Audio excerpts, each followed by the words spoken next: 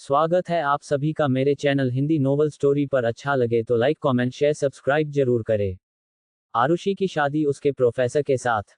एक लॉन को बहुत ही खूबसूरती से सजाया गया था क्योंकि शहर के जाने माने बिजनेसमैन की शादी थी। आज राठौर फैमिली के बेटे यशराज राठौर की शादी थी। वहीं शादी के मंडप में यशराज बैठा सामने खड़ी एक लड़की को देख रहा था जो मंडप की तरफ आ रही थी। वह लड़की जो देखने में लगभग 20 साल की होगी, बेहद खूबसूरत थी। वह मन ही मन कुछ सोच रही थी, उसकी आंखों में पानी था। वह अपनी किस्मत को कोस रही थी कि कल तक जो वह कॉलेज जाकर अपनी लाइफ को एंजॉय करती थी, आज वही जिंदगी पूरी तरह से बदलने वाली है। आज उसकी शादी थी उससे, जिससे वह सबसे ज्यादा डरती थी, यशराज, उसका प्रोफेसर। हाँ, यानी आरुषि की शादी आज उसके प्रोफेसर यशराज राठौर से होने वाली थी। आरुषि खुद उसी की स्टूडेंट थी। वह सोच रही थी कि उसकी जिंदगी अब क्या से क्या हो जाएगी। उसकी हंसती खेलती जिंदगी जैसे किसी की नजर लग गई थी। वह यही सोचते सोचते मंडप तक पहुंचती है और फिर कुछ ही देर में यशराज और उसकी शादी हो जाती है। ये सब उसके लिए जैसे किसी सदमे से कम नहीं था। उसे लग रहा था जैसे उसकी पूरी लाइफ किसी और रास्ते पर मुड़ गई हो। वह सब कुछ देख रही थी लेकिन समझ नहीं पा रही थी। पंडित जी मंत्रों का उच्चारण कर रहे थे और एक एक करके सारे रस्में निभा रहे थे। आरुषि बस एक गुड़िया की तरह सब रस्में निभा रही थी। शादी के मंडप में उसके दादा दादी बड़े खुश दिखाई दे रहे थे क्योंकि उनकी तमन्ना आज पूरी हो रही थी। असल में आरुषि के मम्मी पापा की मौत बहुत कम उम्र में हो गई थी। तब से उसका पूरा पालन पोषण उसके दादा दादी ने ही किया था, जिन्होंने उसे बेहद प्यार दिया था। उनके मन में बस यही इच्छा थी कि उनके जाने से पहले आरुषि की शादी किसी अच्छे घर में हो जाए। इसीलिए आरुषि के दादाजी दिग्विजय शर्मा ने अपने बचपन के दोस्त अखिल के बेटे यशराज से उसकी शादी तय कर दी थी। और किसी तरह आरुषि को शादी के लिए मना भी लिया था। कैसे मनाया गया, यह आपको कहानी में आगे पता चलेगा। फिलहाल शादी के फंक्शन हो रहे थे और इस समय यशराज आरुषि की मांग भर रहा था। वहीं आरुषि यह सब महसूस करते हुए अंदर ही अंदर रो रही थी। उसे अपने मम्मी पापा की भी बहुत याद आ रही थी, साथ ही आगे क्या होगा इस चिंता ने उसे और भी बेचैन कर दिया था। कुछ ही देर में पंडित जी आरुषि और यशराज को पति पत्नी घोषित कर देते हैं और आशीर्वाद लेने के लिए बड़ों के पैर छूने को कहते हैं। यशराज खड़ा होता है और आरुषि की ओर देखता है, जो अब भी शांत बैठी होती है। वह नीचे झुककर उसका हाथ पकड़ता है और धीरे से उसे उठाता है। आरुषि भी जैसे होश में वापस आती है और उसके साथ चलने लगती है। पहले दोनों पंडित जी के पैर छूते हैं, फिर मंडप से उतरकर सभी बड़ों का आशीर्वाद लेते हैं। उन्हें देखकर सभी के चेहरे पर मुस्कान होती है। यशराज की फैमिली के साथ साथ आरुषि की फैमिली भी आ जाती है। आरुषि की दादी तुरंत आगे बढ़कर उसके सिर पर हाथ फेरते हुए कहती हैं, अब मैं शांति से मर सकती हूँ क्योंकि अब मुझे कोई चिंता नहीं है। उनकी यह बात सुनकर आरुषि फूट फूट कर रो पड़ती है। दादी, ये आप क्या कह रही हैं? दादी उसे गले लगाकर चुप कराती हैं और आरुषि उनके गले लगकर रोने लगती है। वहीं दादाजी यशराज के पास जाकर कहते हैं, देखो बेटा, मेरी बच्ची का ख्याल रखना। हमने इसे बहुत नाजों से पाला है। हमें नहीं चाहिए कि हमारे जाने के बाद भी इसे किसी चीज की कमी हो। तुम इसे एक प्रिंसेस की तरह रखो। उनकी बात सुनकर यशराज जवाब देता है, आप फिक्र मत कीजिए दादाजी, मैं उसका हमेशा ख्याल रखूंगा। ये कहकर वो उनके पैर छूता है और फिर गले लग जाता है। थोड़ी ही देर में सभी लोग विदाई कर देते हैं। आज यशराज आरुषि को लेकर अपने घर नहीं, बल्कि सीधे अपने प्राइवेट विला ले जाने वाला था। आरुषि को इस बारे में कोई जानकारी नहीं थी। विदाई के बाद जब आरुषि कार में बैठती है तो देखती है कि यशराज खुद ड्राइव कर रहा है। हैरानी से पूछती है, आप क्यों ड्राइव कर रहे हैं? ड्राइवर कहाँ है? यशराज सख्त आवाज में कहता है, चुपचाप बगल वाली सीट पर बैठो और जल्दी चलो, हमें देर हो रही है। मन में आरुषि सोचती है, शुरू हो गया ये खड़ूस। एक नंबर का गुस्से वाला। मेरी शादी इस आदमी से हो गई और अगर कॉलेज वालों को पता चल गया कि मैंने इससे शादी की है, तो वो कहेंगे कि किसी बुढ़े से शादी कर ली। मेरे दादाजी को भी यही मिला था। अब लोग मुझे क्या क्या कहेंगे। ये सोचकर वह उदास हो जाती है, लेकिन चुपचाप जाकर सामने वाली सीट पर बैठ जाती है। करीब 1 घंटे के सफर में आरुषि सोचते सोचते सो जाती है। वहीं यशराज उसे चुपके चुपके देखता रहता है, लेकिन सारा ध्यान ड्राइविंग में लगाए रखता है। 2 घंटे के सफर के बाद वे एक आलीशान मैंशन में पहुंचते हैं। गाड़ी मैंशन के बाहर रुकती है। ड्राइवर दरवाजा खोलने आता है, लेकिन यशराज उसे इशारे से मना कर देता है, क्योंकि आरुषि अभी सोई हुई होती है। ड्राइवर समझकर वहां से चला जाता है। यशराज गाड़ी से बाहर निकलता है, दूसरी तरफ जाता है और आरुषि के गेट को खोलता है। आरुषि गहरी नींद में थी, इसलिए वह झुककर कुछ पल उसका चेहरा निहारता है और फिर उसकी सीट बेल्ट खोलने के लिए उसके पास आता है। जैसे ही वह बेल्ट खोलने झुकता है, आरुषि की नींद खुल जाती है। अपने इतने पास यशराज को देखकर वह चौंक जाती है और गुस्से में बोलती है, व्हाट द हेल, ये आप क्या कर रहे हैं, प्रोफेसर? यशराज झट से पीछे हटता है, लेकिन उसका सिर कार की छत से टकरा जाता है और वह दर्द से कहता है, आरुषि बिना किसी फिक्र के उसे खुद से धक्का देती है, जिससे वह दूर हो जाता है। पागल लड़की, तुम क्या कर रही हो? यशराज कहता है। आप पागल? मैं पागल नहीं हूं। आप मेरे इतने करीब क्या कर रहे थे? ठरकी आदमी, आरुषि भड़कती है। यशराज शांत लहजे में कहता है, फॉर योर काइंड इन्फॉर्मेशन, मैं तुम्हारे पास इसलिए आया था क्योंकि तुम सो रही थी।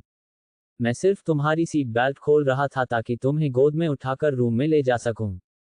आरुषि बोलती है, अच्छा, मुझे सब समझ में आता है। आप मौका ढूंढ रहे थे मुझे छूने का। देखिए, मुझसे दूर रहिए। मेरे करीब आने की कोशिश मत करिएगा। ये कहते हुए वह गुस्से में कार से उतरकर मैंशन के अंदर चली जाती है। वहीं यशराज चुपचाप उसे देखता रह जाता है और फिर खुद को संभालते हुए घर के अंदर चला जाता है। योजक चिन्ह, योजक चिन्ह, योजक चिन्ह। वहीं आरुषि के जाते ही यशराज मन ही मन बड़बड़ाता है, क्या ये लड़की पागल हो गई है? अभी भी नहीं बदली, जैसी पहले थी वैसी ही है। ये कहते हुए वह घर के अंदर आता है। तभी उसकी नज़र सामने खड़े केयरटेकर और बटलर पर पड़ती है, जिन्हें सब रमन काका के नाम से जानते हैं। इस वक्त आरुषि उनसे कुछ बात कर रही होती है। रमन काका यशराज को देखते ही मुस्कुराकर आरुषि से कहते हैं, अब मैं चलता हूं बिटिया, आप लोग अपने अपने कमरे में चले जाए। अगर आपको किसी चीज की जरूरत हो तो मुझे बता दीजिएगा। उनकी बात पर यशराज सिर हिलाते हुए उन्हें जाने को कह देता है। फिर वह आरुषि की तरफ देखकर बोलता है, चलो ऊपर चलते हैं, हमारा कमरा ऊपर है। आरुषि सिर्फ ठीक है कहती है और चुपचाप उसके पीछे चलने लगती है। यशराज सीढ़ियों से ऊपर जा रहा होता है। यह मैंशन किसी महल जैसा सुंदर था, दीवारों पर कलात्मक कारीगरी, लकड़ी की नक्काशीदार सीढ़ियां और भारी झूमर इसे और भी शाही बना रहे थे। आरुषि भी घर को देखती जाती है। उसका दिल इस खूबसूरत जगह को देखकर खुश था, लेकिन फिर भी वह चुपचाप यशराज के पीछे पीछे चलती रहती है। कमरे में पहुंचकर यशराज उसकी ओर देखता है और कहता है, ये हमारा कमरा है, तो जाकर फ्रेश हो जाओ। आरुषि बिना कुछ कहे सीधे बाथरूम में चली जाती है। अंदर पहुंचते ही उसकी नज़र चारों ओर जाती है। ये बाथरूम बेहद खूबसूरत और लग्जरियस था। किसी भी लड़की का दिल खुश हो जाए ऐसा नज़ारा था। वह मिरर के सामने खड़ी होकर खुद को देखती है। इस समय वह दुल्हन के जोड़े में थी। उसने लाइट पिंक रंग का खूबसूरत लहंगा पहना हुआ था, जो उसे एक नई नवेली दुल्हन की तरह दिखा रहा था। उसके ब्राइडल मेकअप पर एक अलग ही नूर था। उसकी मांग में सजा सिंदूर और गले में पड़ा मंगलसूत्र उसकी खूबसूरती में चार चांद लगा रहे थे। वह खुद को निहारते हुए सोचती है, सोच आरुषि, आज तेरी और उस प्रोफेसर की फर्स्ट नाइट है। अगर उसने कुछ ऐसा वैसा किया तो तू क्या करेगी? ये सोचकर वह घबरा जाती है। फिर उसके मन में एक ख्याल आता है, मैं साफ बोल दूंगी, मैं इन सब चीज़ों के लिए तैयार नहीं हूँ। मैं शादी विवाह के बंधनों में नहीं पड़ना चाहती। मैंने डिसाइड कर लिया है, मैं साफ कह दूंगी कि मैं पत्नी वाली कोई भी ड्यूटी नहीं निभा सकती। ये सोचते हुए वह जल्दी जल्दी फ्रेश होने लगती है और शावर लेती है। लेकिन तभी उसे याद आता है, अरे, मैं कपड़े तो बाहर ही छोड़ आई। ये याद कर वह अपना माथा पकड़ लेती है। आरुषि, तू सच में पागल हो गई है। ये कहते हुए वह बाथरूम में इधर उधर देखने लगती है और उसकी नज़र एक सफ़ेद टॉवल पर पड़ती है। वह मुस्कुराती है और उसे लपेटकर बाहर निकल आती है। उसे यह उम्मीद नहीं थी कि कमरे में ही सोफे पर बैठा यशराज उसे इस हाल में देख लेगा। वह चौंक जाती है और कहती है, आप यहाँ क्या कर रहे हैं? उसकी बात सुनकर यशराज, जो फोन पर कुछ देख रहा था, नजरें उठाता है और एक पल के लिए स्तब्ध रह जाता है। आरुषि इस वक्त बेहद हसीन लग रही थी। उसकी गीली, दूध जैसी गोरी त्वचा हल्की गुलाबी हो गई थी और बालों से पानी टपक रहा था। उसकी मांग में सिंदूर अब भी चमक रहा था और गले में पड़ा मंगलसूत्र उसकी पहचान बन चुका था। वह टॉवल जो उसने लपेट रखा था, सिर्फ घुटनों तक था, जिससे उसकी लंबी, खूबसूरत टांगें साफ नजर आ रही थीं। वहीं उसके भीगे बदन से झलकता उसका क्लीवेज उसे और भी हॉट बना रहा था।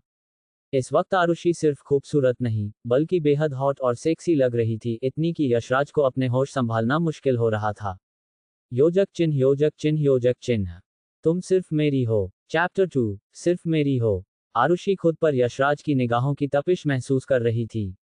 वो खुद को संभालते हुए हड़बड़ा कर बोली, आप यहाँ क्या कर रहे हैं, प्रोफेसर? यशराज, जो अब तक अपने ख्यालों में खोया हुआ था, उसके शब्द सुनकर होश में आया। वह धीरे धीरे खड़ा हुआ और अपने चेहरे पर हल्की सी मुस्कान लाते हुए सधी हुई आवाज में बोला, ये कमरा मेरा है, तो मैं यहीं रहूंगा। और कहाँ जाऊंगा? उसकी बात सुनकर आरुषि एक कदम पीछे हटते हुए बोली, मगर मुझे आपके साथ एक कमरे में नहीं रहना है। इस बार यशराज का चेहरा एकदम ठंडा पड़ गया। उसकी आंखों का भाव जैसे पल भर में बदल गया हो। बिना कुछ बोले वह धीरे धीरे उसके पास बढ़ने लगा। आरुषि ने उसे अपने करीब आते देखा तो घबरा गई। उसकी सांसें तेज होने लगी और वो थरथराती आवाज में बोली, प्रोफेसर, आप ये क्या कर रहे हैं? यशराज ने कुछ नहीं कहा। उसकी निगाहें गहरी और ठंडी थीं और वह बस बिना पलकें झपकाए उसे देखता रहा। वह हर कदम उसके करीब बढ़ रहा था और आरुषि हर बार उतने ही कदम पीछे हट रही थी। कमरे की रॉयल ब्लू वॉल्स और सुनहरे बॉर्डर से सजा वह कमरा किसी राजा के शाही महल जैसा लग रहा था। बैकग्राउंड में हल्की सी लवेंडर की खुशबू हवा में घुली हुई थी। झूमर से जरती रोशनी आरुषि के चेहरे पर पड़ रही थी, जिससे उसका डर और मासूमियत और भी उभरकर सामने आ रही थी। वो पीछे हटते हुए आखिर दीवार से जा लगी। अब उसके पीछे कोई रास्ता नहीं था। यशराज अब एकदम उसके सामने खड़ा था। उनके बीच कोई दूरी नहीं बची थी। उसकी गर्म सांसें आरुषि के चेहरे को छू रही थीं। आरुषि कांपती हुई आवाज में फिर बोली, आप ये क्या कर रहे हैं, प्रोफेसर? यशराज की आवाज बेहद शांत और ठंडी थी जब उसने कहा, क्या कर रहा हूं, ये तुम बताओ। उसकी यह बात सुनकर आरुषि ने खुद को संभालते हुए धीमे से कहा, देखिए प्रोफेसर, मैं ये बात साफ कर देना चाहती हूँ कि ये शादी मैंने सिर्फ अपने दादा दादी के लिए की है। मेरा इस रिश्ते से कोई इमोशनल कनेक्शन नहीं है। यशराज उसकी आंखों में झांकते हुए धीरे से उसके और भी करीब आ गया। वह उसके कान के पास झुकते हुए अपनी सांसों की गर्माहट छोड़ता है और बेहद नरमी से बोलता है, मुझे मालूम है। आरुषि चौंक गई। उसकी आंखें आश्चर्य से फैल गईं। वो यशराज की तरफ देखने लगी, जैसे उसकी बात पर विश्वास ही न हो रहा हो। यशराज अब उसकी तरफ से हटता है और कुछ कदम दूर जाकर कहता है, मैं जानता हूं कि तुम इसके लिए तैयार नहीं हो। तुम्हें वक्त चाहिए, और मैं तुम्हें वो वक्त दूंगा। तुम खुद को इस शादी के लिए तैयार कर लो। एक्सेप्ट कर लो कि अब मैं तुम्हारा पति हूं। लेकिन उसने रुककर गहरी नजर से आरुषि की तरफ देखा और फिर दृढ़ता से बोला, उद्धरण चिन्ह डॉट डॉट डॉट, मैं तुम्हें छोड़ूंगा नहीं, आरुषि। और ना ही तुम्हें खुद से दूर जाने दूंगा, क्योंकि तुम सिर्फ मेरी हो। योजक चिन्ह, योजक चिन्ह, योजक चिन्ह। यशराज की बातें सुनकर आरुषि पूरी तरह स्पीचलेस हो गई थी। उसके होंठ खुले के खुले रह गए थे, आंखों में हैरानी और दिल की धड़कनें जैसे कानों में गूंज रही थीं। उसकी समझ से बाहर था कि वो क्या कहे, कैसे रिएक्ट करे। अभी वो हैरानी से यशराज को देख ही रही थी कि तभी उसकी गंभीर और सधी हुई आवाज फिर गूंजती है, तुम जब तक इस सब के लिए तैयार नहीं हो जाती, तब तक इस कमरे में अकेले रह सकती हो। मैं तब तक दूसरे रूम में चला जाऊंगा। वो ये कहकर कमरे से निकलने ही वाला था कि अचानक रुककर पीछे मुड़ता है। उसकी आंखें अब सॉफ्ट हो चुकी थीं। और हाँ, कुछ चाहिए हो तो मुझे बता देना। अपना ख्याल रखना, और ऐसे खड़ी मत रहो बहुत देर तक, नहीं तो ठंड लग जाएगी तुम्हें, वो धीरे से कहता है और कमरे से बाहर चला जाता है। आरुषि अब भी जड़ बनी खड़ी थी। उसके अंदर जैसे सब कुछ ठहर सा गया था। उसकी जिंदगी में एक ऐसी करवट आई थी, जिसकी कल्पना उसने कभी नहीं की थी। वो अब भी बहुत ज्यादा कंफ्यूज और फ्रस्ट्रेटेड महसूस कर रही थी। पहले तो ये शादी ही जबरदस्ती की थी, और ऊपर से उसका प्रोफेसर, जो कि एक नंबर का घमंडी और रूखा इंसान था, अचानक इतना केयरिंग और अजीब क्यों बर्ताव कर रहा था। अपने आप को थोड़ी हिम्मत देते हुए उसने खुद से कहा, वैसे सच बोलूं, इस कमरे का टेम्परेचर वाकई काफी ठंडा है। मुझे ठंड लग रही है। पहले कुछ पहन लेती हूँ। ये सोचते हुए वह जल्दी से वार्डरोब की ओर बढ़ी, जो पहले से ही व्यवस्थित था। उसके कपड़े वहां करीने से रखे गए थे। उसने एक नाइट सूट निकाला और पहना किया, और तब जाकर उसे थोड़ी राहत महसूस हुई। जब वह वापस कमरे में आई, तो देखा यशराज फिर से अंदर आ चुका था। उसके हाथ में एक ट्रे थी जिसमें एक गिलास था हल्दी वाला गर्म दूध। उसे देखकर आरुषि का माथा ठनका। आप मेरे रूम में फिर से? अब क्या चाहिए आपको? उसने शंका भरी निगाहों से पूछा। यशराज मुस्कुराया नहीं, बस ग्लास उसकी ओर बढ़ाते हुए बोला, ये तुम्हारे लिए लाया हूं। आज काफी लंबा दिन था तुम्हारे लिए। थक गई होगी, इसे पीकर सो जाना, आराम मिलेगा। आरुषि की आंखें सिकुड़ गईं और उसने झिझकते हुए पूछा, आपने इसमें कुछ मिलाया तो नहीं है ना? उसकी यह बात सुनकर यशराज का चेहरा एक पल के लिए सख्त हो गया। उसकी आवाज अब थोड़ी तीखी थी, मगर फिर भी संयमित। क्या बकवास कर रही हो तुम? अगर मुझे कुछ करना ही होता, तो क्या मुझे इसकी जरूरत होती? थोड़ा भरोसा रखना सीखो, और अपने दिमाग को थोड़ा आराम दो। आरुषि अब भी नहीं मानी। मुझे दूध पसंद नहीं है, मैं नहीं पीऊंगी। ये सुनते ही यशराज उसके करीब आया और हल्की सी सख्ती से उसके हाथ में दूध का गिलास पकड़ा दिया। चुपचाप खत्म करो इसे, वरना तुम्हारी दादी जी को कॉल करके सब बता दूंगा कि तुम मेरी बात नहीं मान रही। अब आरुषि के पास कोई ऑप्शन नहीं था। वो जानती थी कि अगर यशराज ने कुछ बता दिया तो उसके दादा दादी नाराज हो जाएंगे और शायद उसे डांट भी पड़े। इसलिए वो नानुकर छोड़कर चुपचाप दूध पीने लगी। दूध खत्म करने के बाद यशराज ने बेहद नरमी से अपना हाथ उसके चेहरे पर रखा, जिससे आरुषि सिहर गई।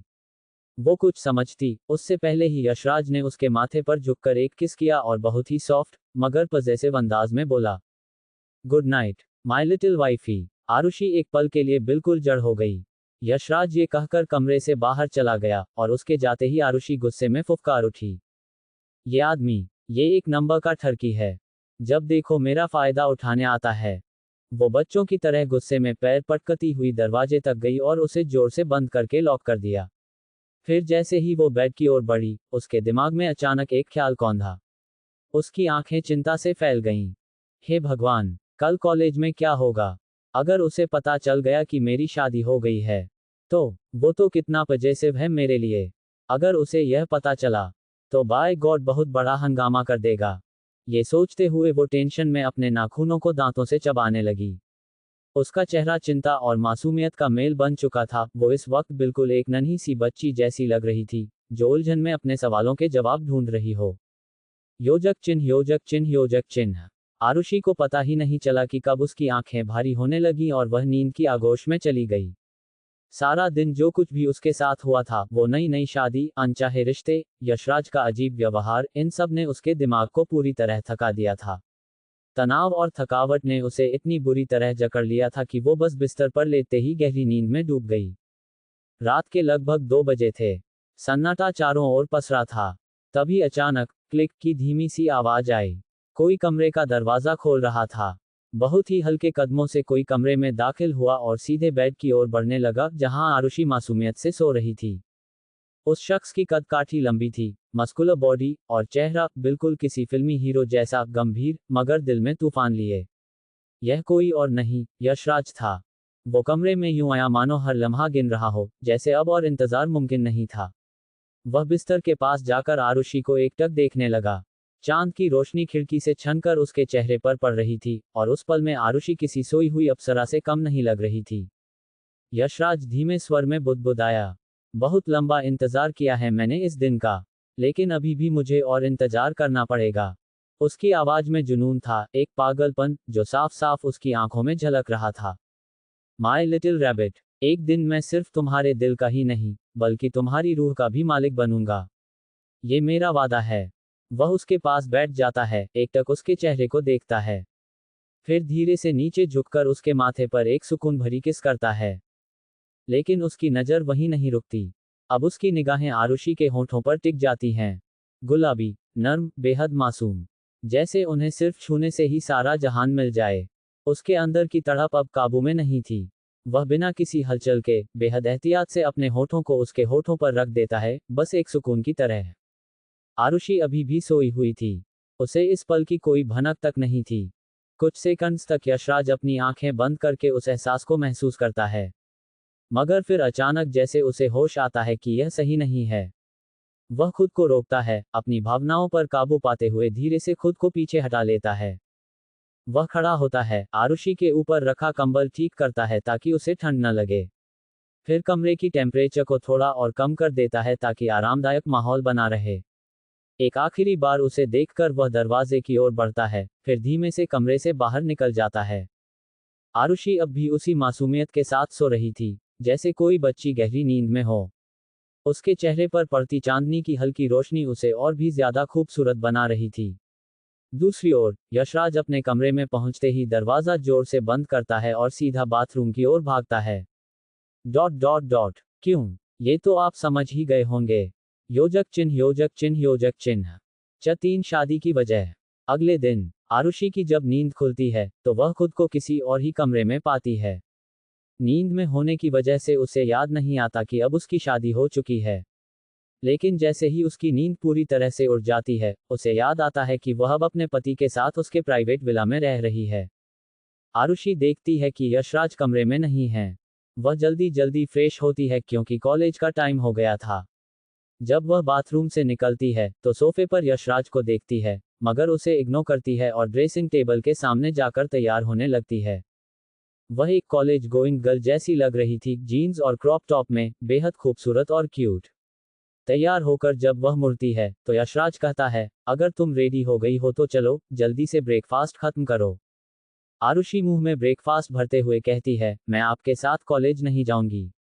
यशराज, क्यों नहीं जा सकती?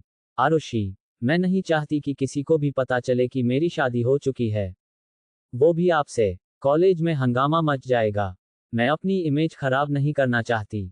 यशराज थोड़े स्ट्रिक्ट टोन में बोलते हैं, मुझे तुम्हारी इमेज की फिक्र है, मगर मैं तुम्हें अकेले नहीं जाने दूंगा।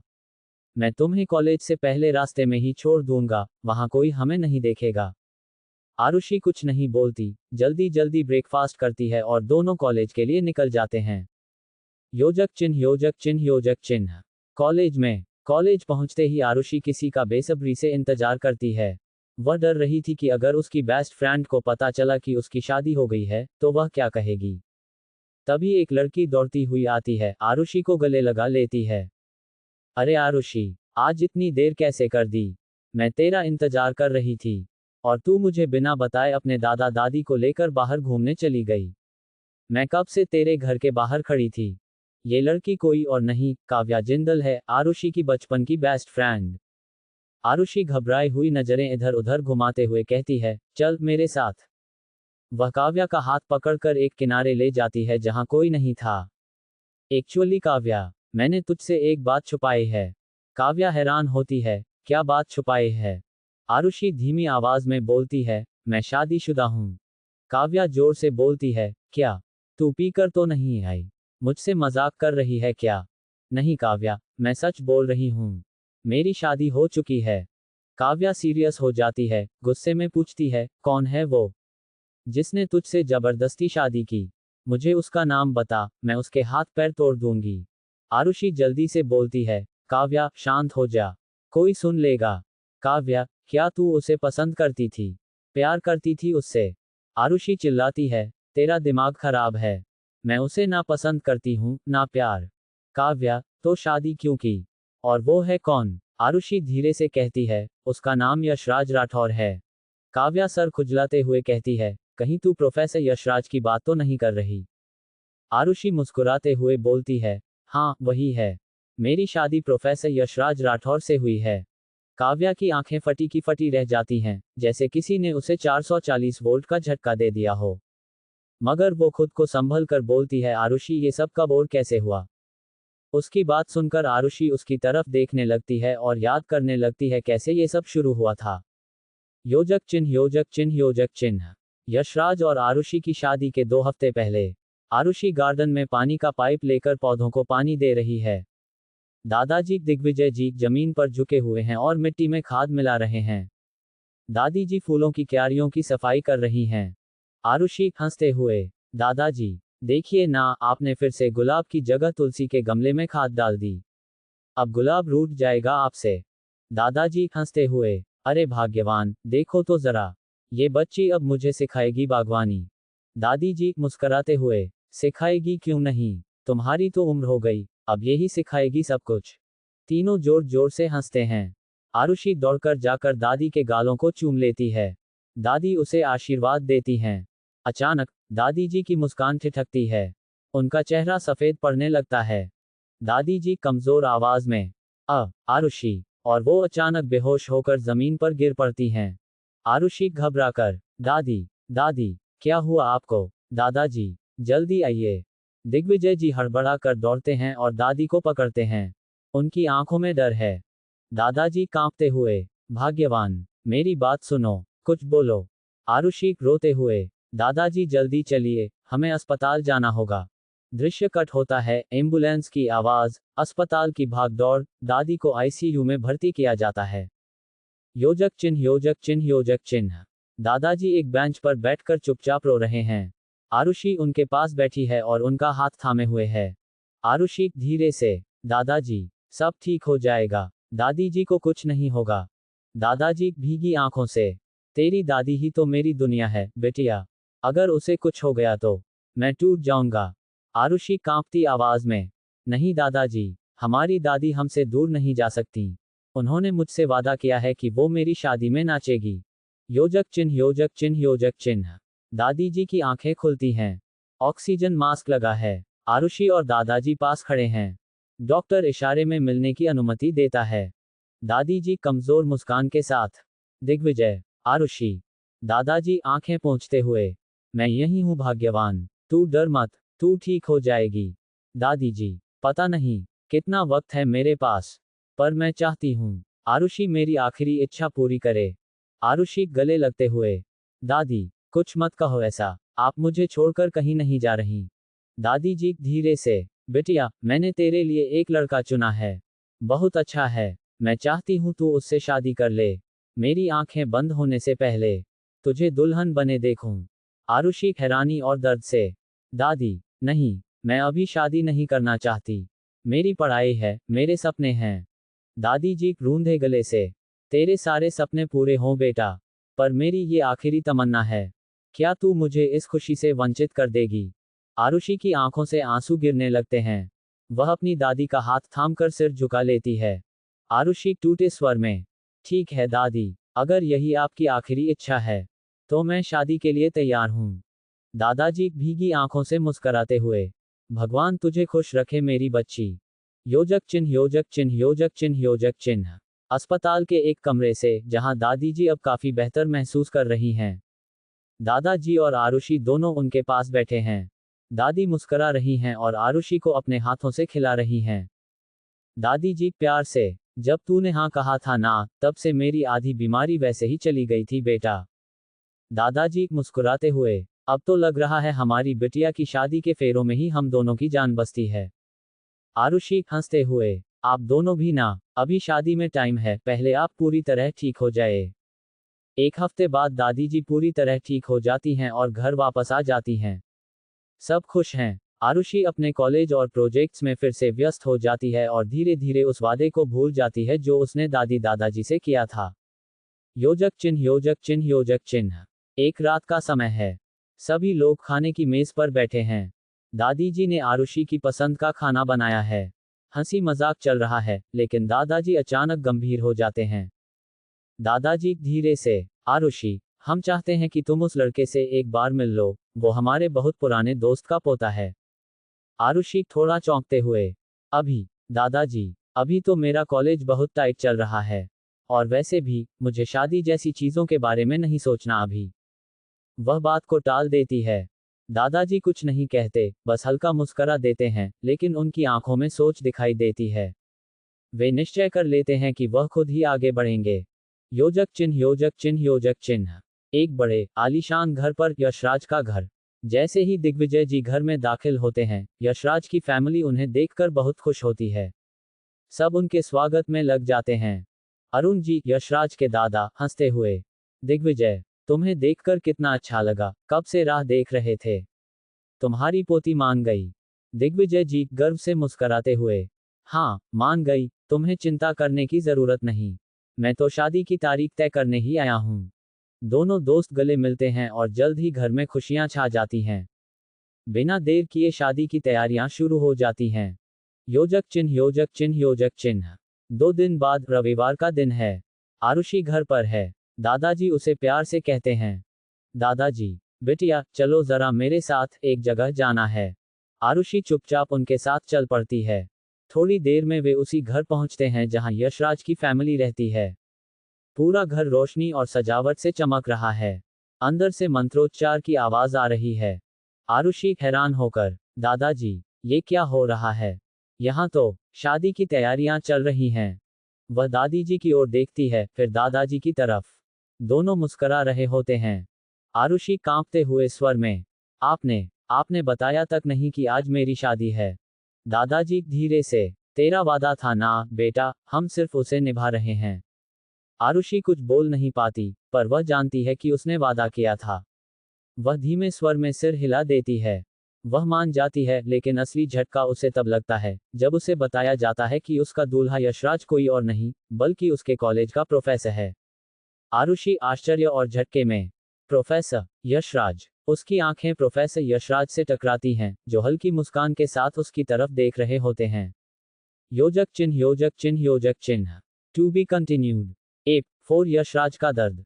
योजक चिन्ह योजक चिन्ह। प्रोफेसर यशराज से नजर मिलाने के बाद आरुषि ने देखा कि वह उसे हल्की मुस्कुराहट के साथ देख रहे थे। मगर आरुषि अब भी कंफ्यूज थी, लेकिन अब वह कुछ नहीं कर सकती थी। वह शांति से वहीं खड़ी थी कि तभी उसके पास यशराज की मम्मी यानी यामिनी जी आती हैं और प्यार से आरुषि का सिर सहलाते हुए बोलती हैं, कितनी बड़ी हो गई है, छोटी सी कितनी प्यारी लगती थी। उन्हें देखकर आरुषि पहचान जाती है, क्योंकि वह बचपन से जानती थी कि राठौर फैमिली और उसकी फैमिली के बीच सालों पुरानी दोस्ती है। मगर उसे यह नहीं पता था कि यामिनी जी का बेटा यशराज निकलेगा। वह हैरानी से बोलती है, क्या मेरी शादी आपके बेटे से हो रही है? उसकी यह बात सुनकर यामिनी जी कहती हैं, हाँ बेटा, तुम्हारी शादी मेरे बेटे यशराज से हो रही है। मैं तो बहुत खुश हूं कि तुम मेरे घर की बहू बनने वाली हो। तुम्हारे मम्मी पापा जब थे, तब ही मैंने उनसे कह दिया था कि जब आरुषि बड़ी होगी तो वह मेरी बेटे की दुल्हन बनेगी। और उस वक्त उन्होंने मुझसे वादा किया था कि वो तुम्हारी शादी यशराज से ही करेंगे। मैं तो बहुत खुश हूं कि मेरा सपना पूरा होने जा रहा है। यामिनी जी की यह बात सुनकर आरुषि के चेहरे पर हल्की मुस्कान आ जाती है और उसकी आंखें नम हो जाती हैं। फिर यामिनी जी उसे तैयार करने के लिए ले जाती हैं, क्योंकि शादी का मुहूर्त निकाला जा चुका था। जल्दी ही आरुषि को तैयार करके जब मंडप में ले जाया जाता है, तो फिर आगे क्या हुआ यह आप जानते ही हैं। यशराज और आरुषि की शादी हो जाती है। Flashback and. आरुषि यह सारी बातें अपनी दोस्त काव्या को बता देती है। ये सुनने के बाद काव्या बोलती है, ओ आरुषि, तेरी और तेरी फैमिली यानी यशराज प्रोफेसर की फैमिली दोनों ही बहुत क्लोज हैं और तुझे एक बार मिल भी लेना चाहिए था पहले ही। मगर तूने ध्यान नहीं दिया। तू इतनी बेवकूफ क्यों है? शादी हो रही थी तेरी, तुझे एक बार लड़के से मिलना चाहिए था। मगर नहीं, तू तो बिजी हूं में लगी रही। इतनी बड़ी बेवकूफ मैंने आज तक नहीं देखी जितनी बड़ी तू है।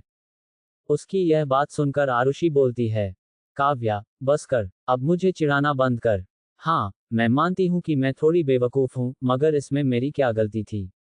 मुझे क्या पता था कि प्रोफेसर यशराज जो इतने सालों से हमारे कॉलेज में हैं, वही मेरे होने वाले पति हैं। और मेरे दादाजी के फ्रेंड के दोस्त के पोते हैं। ये सुनकर काव्या बोलती है, अच्छा ये सब छोड़, अब तू बता कल रात तेरी और प्रोफेसर यशराज की फर्स्ट नाइट कैसी रही? ये सुनकर आरुषि का पूरा चेहरा लाल हो जाता है और वह काव्या को घूरते हुए बोलती है, क्या बकवास कर रही है? ऐसा कुछ भी नहीं हुआ जैसा तू सोच रही है। काव्या बोलती है, अगर ऐसा कुछ नहीं हुआ तो इतना शर्मा क्यों रही है? तेरा चेहरा टमाटर जैसा लाल क्यों हो गया है? बता ना, क्या क्या किया तुमने? काव्या आरुषि को चिढ़ा रही थी और छेड़ रही थी, जिससे आरुषि को शर्म भी आ रही थी और गुस्सा भी। वह इस बार काव्या को वार्निंग देती है, मुझे अच्छा नहीं लग रहा काव्या। लेकिन काव्या उसकी बात मानती नहीं और चिढ़ाना चालू ही रखती है, जिससे गुस्से में आरुषि बोलती है, काव्या की बच्ची, अब तू नहीं बचेगी। ये कहते हुए आरुषि काव्या को पकड़ने के लिए उसके पीछे भागती है। काव्या आरुषि से बचने के लिए आगे भागती है। दोनों गार्डन एरिया में गोल गोल दौड़ते हुए एक दूसरे के पीछे भाग रहे थे। आरुषि अभी भी काव्या के पीछे भाग रही थी कि अचानक वह किसी से टकरा जाती है। टकराने की वजह से अपने सिर पर हाथ रखते हुए बोलती है, हे भगवान, ये दीवार कहाँ से आ गई बीच में? ये सुनकर काव्या जो आगे भाग रही थी, वह रुककर पीछे देखती है। पीछे का नजारा देखकर वह अपने मुंह पर हाथ रख लेती है। सामने यानी आरुषि के पास यशराज खड़े थे। वह आरुषि को ही देख रहे थे।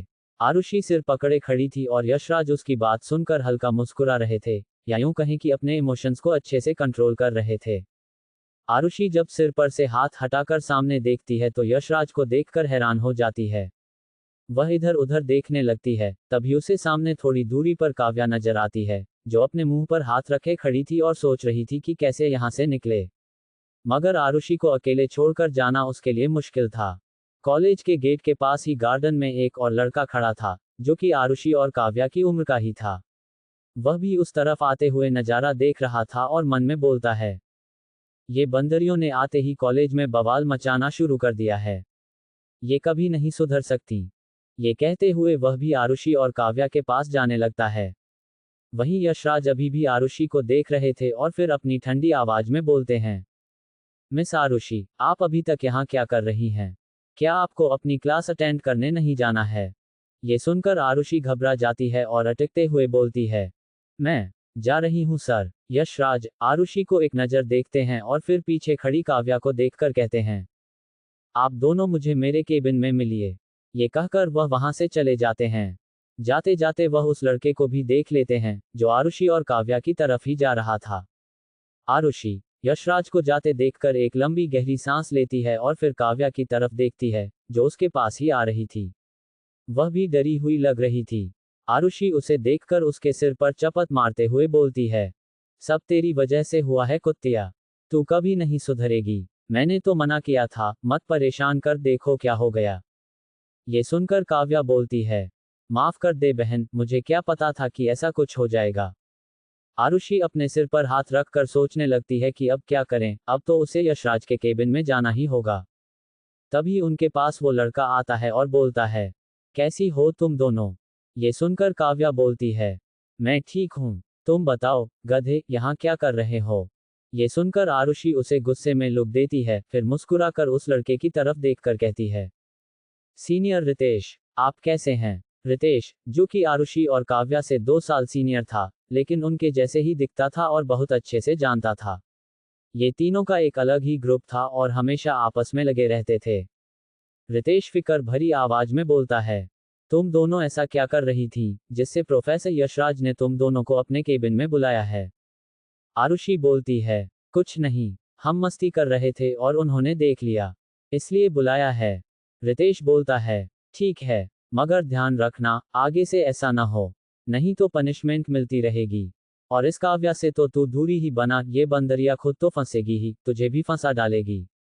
ये सुनकर आरुषि को हंसी आ जाती है, मगर काव्या गुस्से से रितेश की तरफ देखकर बोलती है, सीनियर रितेश, आप मुझे बंदरिया बोल रहे हैं? खुद की शक्ल आईने में देखिए, गधे से कम नहीं लगते। ये कहकर काव्या गुस्से में रितेश की तरफ घूमती है। योजक चिन्ह, योजक चिन्ह, योजक चिन्ह। थोड़ी ही देर में आरुषि, काव्या और रितेश यशराज के केबिन में जाते हैं। यशराज उस समय कुछ पेपर्स चेक कर रहा होता है। जैसे ही वह आरुषि को काव्या और रितेश के साथ देखता है, वह अपने उसी ठंडे और सख्त अंदाज में आ जाता है और कहता है, मिस आरुषि, क्या आप बता सकती हैं कि आप लोग गार्डन में ऐसा क्या कर रहे थे कि एक दूसरे के पीछे भाग रहे थे? क्या आप भूल गई हैं कि ये कॉलेज का कैंपस है, कोई प्लेग्राउंड नहीं? उसकी यह बात सुनकर आरुषि धीमी आवाज में बोलती है, सॉरी सर, आगे से ऐसी गलती नहीं होगी, कृपया हमें माफ कर दीजिए। आरुषि की बात सुनकर यशराज कहता है, ठीक है, इस बार माफ कर रहा हूँ, लेकिन अगली बार ऐसी हरकत हुई तो मैं नहीं छोड़ूंगा। फिर वह रितेश की तरफ देखकर बोलता है, और तुम, मैंने पहले भी तुम्हें समझाया था कि पेपर कैसे लिखते हैं। तुम्हारे एग्जाम पेपर में सारे उत्तर अधूरे थे और जो फॉर्मेट मैंने बताया था वो भी तुमने फॉलो नहीं किया। अगर तुमने ऐसे ही पेपर दिए तो मैं तुम्हें फेल कर दूंगा। ये मेरी आखिरी चेतावनी है। अगली बार गलती की तो तुम्हें हर सब्जेक्ट में फेल कर दूंगा। इसलिए पढ़ाई पर ध्यान दो और लड़कियों के साथ घूमना बंद करो। ये कहते हुए वह आरुषि की तरफ देखता है। आरुषि और काव्या एक दूसरे को देखने लगती हैं, जबकि रितेश बोलता है, ओके ओके सर, आगे से ध्यान रखूंगा। वैसे सर, मैंने तो अपने एग्जाम पेपर में नाम भी नहीं लिखा था, फिर आपको कैसे पता चला कि वो पेपर मेरा था? ये सुनकर यशराज बोलता है, तुम्हारी क्लास में सभी समझदार हैं, बस तुम अकेले बेवकूफ हो। और मुझे पता था कि ऐसी बेवकूफ़ी सिर्फ तुम ही कर सकते हो। इसलिए ये लास्ट वार्निंग है। फिर वह कहता है, अब तुम तीनों अपनी क्लास अटेंड कर सकते हो। इतना कहकर वह आरुषि की तरफ देखता है और जाने का इशारा करता है। आरुषि, काव्या और रितेश तीनों केबिन से बाहर चले जाते हैं। लेकिन यशराज अपनी चेयर पर टिककर बैठ जाता है और आंखें बंद कर लेता है। उसके दिमाग में सिर्फ आरुषि की कही एक बात गूंज रही होती है, अब हम कॉलेज में स्ट्रेंजर बनकर ही रहेंगे। ये बात न जाने क्यों उसके दिल को चीर रही थी। उसे अंदर से दर्द हो रहा था, चुभन सी महसूस हो रही थी। वह मन ही मन खुद से कहता है, क्या मैं इतना बुरा हूं कि आरुषि मुझे अपना पति नहीं बनाना चाहती। यही सवाल उसे अंदर तक तोड़ देता है और वो दर्द में डूबा रह जाता है। योजक चिन्ह योजक चिन्ह योजक चिन्ह। चैप्टर 5, आरुषि और माया। योजक चिन्ह योजक चिन्ह योजक चिन्ह। चैप्टर, क्लास, कंफ्यूजन और एक नई उम्मीद। आरुषि काव्या के साथ सीधे क्लास में जाती है, जहां उसे पता चलता है कि उसकी फर्स्ट क्लास यशराज की ही है। ये जानकर उसका मूड बिगड़ जाता है क्योंकि वह इस समय यशराज को देखना नहीं चाहती थी। वह चुपचाप अपनी बुक निकालकर पीछे वाली सीट पर जाकर बैठ जाती है। काव्या भी उसके साथ बैठ जाती है। दोनों आपस में बातें करते हुए अपनी किताबों में देखने लगती हैं और क्वेश्चन सॉल्व करने लगती हैं। तभी क्लास में कुछ ज्यादा ही शांति महसूस होती है। दोनों देखती हैं कि यशराज क्लास में आ गया है। यशराज को देखकर आरुषि कोई रिएक्शन नहीं देती, लेकिन तभी उसे कुछ लड़कियों की आवाज सुनाई देती है। वह देखती है कि आगे की सीट पर बैठी लड़कियां यशराज को देखकर फुसफुसा रही हैं, हमारे प्रोफेसर कितने हैंडसम हैं ना, काश वो मेरे बॉयफ्रेंड बन जाते। ऐसी बातें सुनकर आरुषि को थोड़ी जलन सी होती है, मगर वह कुछ ना बोलते हुए खुद को किताबों में बिजी कर लेती है। उधर यशराज की नजरें क्लास में आते ही आरुषि को ढूंढने लगती हैं। जब वो देखता है कि आरुषि पीछे बैठी है, तो बिना कुछ कहे लेक्चर देना शुरू कर देता है। आरुषि भी पूरी ध्यान से क्लास अटेंड करने लगती है। काव्या भी पूरी तन्मयता से पढ़ाई करती है। कुछ ही देर में क्लास खत्म हो जाती है और दोनों क्लास से बाहर निकल जाती हैं। यशराज भी बच्चों से थोड़ी देर बात करके दूसरी क्लास में चला जाता है। इधर आरुषि काव्या को लाइब्रेरी भेजकर अपने फैशन डिजाइनिंग क्लास की तरफ बढ़ जाती है। असल में आरुषि एक होनहार फैशन डिजाइनर है और उसके डिजाइन्स काफी सुंदर होते हैं। जब वह क्लास पहुंचती है, तो देखती है कि वहां कोई नहीं है। तभी उसे एक क्लासरूम से हल्की सी आवाज सुनाई देती है। जब वह उस ओर जाती है, तो देखती है कि उसकी सीनियर माया अपने बॉयफ्रेंड राहुल के साथ थी और उसे किस कर रही थी। ये देखकर आरुषि का चेहरा लाल हो जाता है। उसे अचानक याद आ जाता है जब यशराज ने उसे किस किया था। वह शर्माते हुए मुड़ती है, तभी किसी चीज से टकरा जाती है जिससे आवाज हो जाती है। आवाज सुनकर माया और राहुल चौंकते हैं और आरुषि को देखते हैं। माया मुस्कुराकर कहती है, आरुषि कैसी हो, आजकल दिख नहीं रही। आरुषि जवाब देती है, मैं थोड़ी बिजी हो गई थी, इसलिए कॉलेज नहीं आ पा रही थी। माया कहती है, कोई बात नहीं, आज का क्लास बहुत इंपॉर्टेंट है। आज प्रोफेसर हम सबको कुछ खास बताने वाली हैं। दोनों क्लास के अंदर चली जाती हैं, जहां सारे स्टूडेंट्स प्रोफेसर का वेट कर रहे थे। माया का हाथ पकड़े हुए आरुषि अंदर जा ही रही थी कि पीछे से राहुल बोलता है, आरुषि, मेरी गर्लफ्रेंड का हाथ छोड़ो। मुझे पसंद नहीं कि उसे कोई और छुए। ये सुनकर आरुषि मुस्कुराकर कहती है, राहुल भैया, आप कब से इतने पजेसिव हो गए। राहुल जवाब देता है, तब से, जब से माया मेरी गर्लफ्रेंड बनी है। मुझे माया को कोई और छूता है तो अच्छा नहीं लगता। माया शर्मा जाती है और राहुल को आंख दिखाकर कहती है, ज्यादा पजेसिव मत बनो, ये लड़की है। राहुल कहता है, मुझे कोई रिस्क नहीं लेना, मुझे सिर्फ तुम चाहिए। माया का चेहरा लाल हो जाता है। आरुषि हंसते हुए बोलती है, अच्छा भैया, आपकी बात मान लेते हैं। वैसे मुझे सिर्फ लड़कों में ही इंटरेस्ट है, मुझ पर भरोसा रखिए। राहुल चुप हो जाता है और माया का हाथ पकड़कर पास खींच लेता है। आरुषि मुंह बनाती है और क्लास के अंदर चली जाती है। कुछ देर बाद प्रोफेसर रीमा क्लास में आती हैं और कहती हैं, हेलो स्टूडेंट्स, आज का दिन मेरे लिए और आप सबके लिए बहुत महत्वपूर्ण है। मैंने कुछ कंपनियों में आपके डिजाइन्स भेजे थे और उनमें से कुछ को पसंद किया गया है। अब आपको इंटरव्यू देना होगा और इंटर्नशिप का मौका मिलेगा। सभी छात्र छात्राएं ये सुनकर बहुत खुश हो जाते हैं। आरुषि भी सोचती है कि यह एक सुनहरा मौका है खुद को साबित करने का। वह सोचती है कि इससे वह अपने दादा दादी का ख्याल भी रख सकेगी। माया कहती है, आरुषि, तुम मेरे साथ रहना। तुम मुझे अपने डिजाइन्स बनाकर दे देना। मैं अपने और तुम्हारे दोनों डिजाइन सबमिट कर दूंगी। आरुषि मुस्कुराकर सिर हिला देती है। क्लास खत्म होने के बाद माया और राहुल के साथ बाहर निकलते हुए राहुल कहता है, आरुषि, तुम कैंटीन में जाकर कुछ खा लो। हम थोड़ी देर में आते हैं। वह माया का हाथ पकड़कर उसे साथ ले जाता है। आरुषि मन ही मन बोलती है, इन लव बर्ड्स का कुछ नहीं हो सकता, और वह कैंटीन की तरफ चली जाती है। वहां कुछ प्रोफेसर भी खाना खा रहे थे। एक सीट पर यशराज अकेले खाना खा रहा था। तभी उसकी नज़र आरुषि पर पड़ती है, जो खाना लेकर उसकी ओर आ रही थी। वह इशारे से आरुषि को अपने पास बैठने को कहता है। आसपास के स्टूडेंट्स की नज़र भी उन दोनों पर पड़ती है। आरुषि मन में सोचती है, इस प्रोफेसर का तो दिमाग खराब हो गया है। मैंने सुबह ही कहा था कि किसी को नहीं पता चलना चाहिए कि हमारी शादी हो चुकी है। अगर ऐसा चलता रहा तो सबको पता चल जाएगा। वह परेशान हो जाती है और भागने का प्लान करने लगती है। तभी काव्या आ जाती है और बोलती है, हाय सर, हमने आपके ऑफिस में अपना असाइनमेंट सबमिट कर दिया है। प्लीज चेक कर लीजिएगा। यशराज थोड़े कंफ्यूज हो जाते हैं और आरुषि की ओर देखते हैं। आरुषि आंखें बड़ी करके उन्हें इशारा करती है। यशराज समझ जाते हैं कि आरुषि क्या कहना चाहती है। वह चुपचाप खाना खाने लगते हैं। काव्या आरुषि का हाथ पकड़कर कहती है, तेरे प्रोफेसर हस्बैंड तो तुझे छोड़ते ही नहीं। जल्दी चल, नहीं तो किसी को पता चल गया तो बवाल हो जाएगा। आरुषि हंसकर कहती है, थैंक यू यार, तूने मुझे बचा लिया। जल्दी चलते हैं। दोनों दूसरी सीट पर जाकर खाना खाने लगती हैं। यशराज की नजरें अब भी उन दोनों पर टिकी हुई थीं। योजक चिन्ह, योजक चिन्ह, योजक चिन्ह। दूसरी तरफ शहर की सबसे ऊंची और भव्य बिल्डिंग की 14वीं मंजिल पर स्थित A&M फैशन हाउस का हेड ऑफिस अपनी शान और शौकत से किसी महल से कम नहीं था। इंटीरियर में लग्जरी और क्रिएटिविटी का खूबसूरत मेल था। दीवारों पर मॉडर्न फैशन स्केचेस, चमचमाती लाइटिंग और एक बड़ी सी कांच की खिड़की से दिखता पूरा शहर। हर कोना जैसे कुछ कह रहा हो, यहाँ सिर्फ काम नहीं होता, यहाँ स्टाइल और विजन गढ़े जाते हैं। ऑफिस के सेंट्रल स्पेस में एक आलीशान वुडन डेस्क के पीछे एक बेहद हैंडसम और प्रोफेशनल शख्स बैठा था, अर्जुन मेहता, जो न सिर्फ A&M का CEO था, बल्कि इंडस्ट्री के सबसे यंग और टैलेंटेड बिजनेस आइकन में गिना जाता था। उसकी आंखें लैपटॉप स्क्रीन पर गड़ी थीं और उंगलियां कीबोर्ड पर तेजी से चल रही थीं। तभी बगल में खड़ी उसकी सेक्रेटरी सना मल्होत्रा ने संयमित स्वर में कहा, सर, आपने जैसा कहा था, हमने फैशन डिजाइनिंग के स्टूडेंट्स के लिए इंटर्नशिप प्रोग्राम शुरू कर दिया है। टॉप डिजाइन स्कूल से हमने संपर्क किया और एक डिजाइन कंपटीशन भी अनाउंस किया है। अभी तक कई क्रिएटिव और यूनिक डिजाइन्स हमारे पास आ चुके हैं। अर्जुन ने थोड़ा सिर हिलाया, फिर बिना आंखें हटाए कहा, बहुत अच्छा, आजकल के यंग डिजाइनर्स में गजब की इनोवेशन है। कभी कभी उनकी सोच पुराने प्रोफेशनल से कहीं आगे निकल जाती है।